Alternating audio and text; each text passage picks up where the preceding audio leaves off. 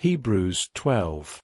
Therefore, since we are surrounded by such a great cloud of witnesses, let us lay aside every weight and the sin which so easily entangles us, and let us run with endurance the race that is set before us, looking to Jesus, the author and perfecter of our faith, who for the joy set before him endured the cross, despising the shame, and has sat down at the right hand of the throne of God. For consider him who endured such hostility by sinners against himself, so that you may not grow weary and lose heart.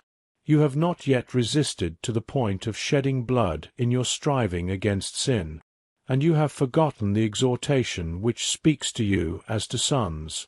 My son, do not regard lightly the discipline of the Lord, nor faint when you are reproved by him. For whom the Lord loves he disciplines, and he scourges every son whom he receives. It is for discipline that you endure. God deals with you as with sons. For what son is there whom his father does not discipline?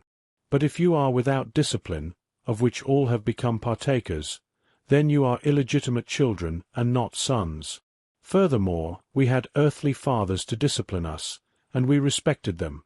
Shall we not much rather be subject to the Father of spirits and live?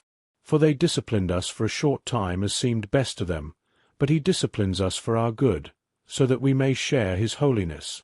All discipline for the moment seems not to be joyful but sorrowful, yet to those who have been trained by it, afterward it yields the peaceful fruit of righteousness. Therefore, strengthen the hands that are weak and the knees that are feeble, and make straight paths for your feet, so that the limb which is lame may not be put out of joint, but rather be healed. Pursue peace with all men, and the sanctification without which no one will see the Lord. See to it that no one comes short of the grace of God, that no root of bitterness springing up causes trouble, and by it many be defiled. That there be no immoral or godless person like Esau, who sold his own birthright for a single meal. For you know that even afterward, when he desired to inherit the blessing, he was rejected, for he found no place for repentance, though he sought it with tears.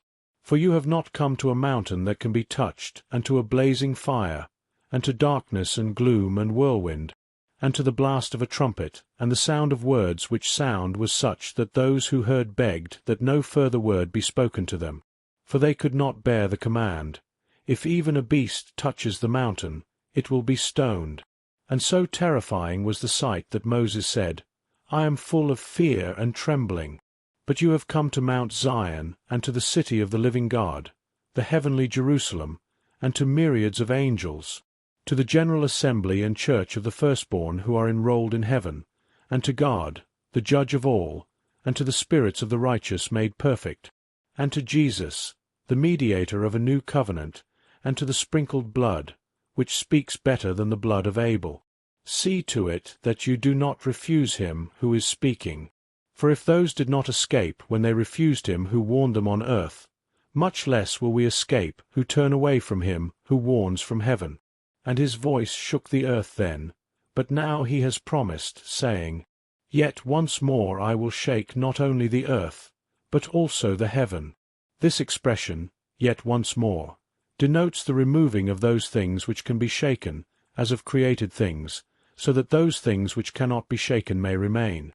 Therefore, since we receive a kingdom which cannot be shaken, let us show gratitude, by which we may offer to God an acceptable service with reverence and awe. For our God is a consuming fire.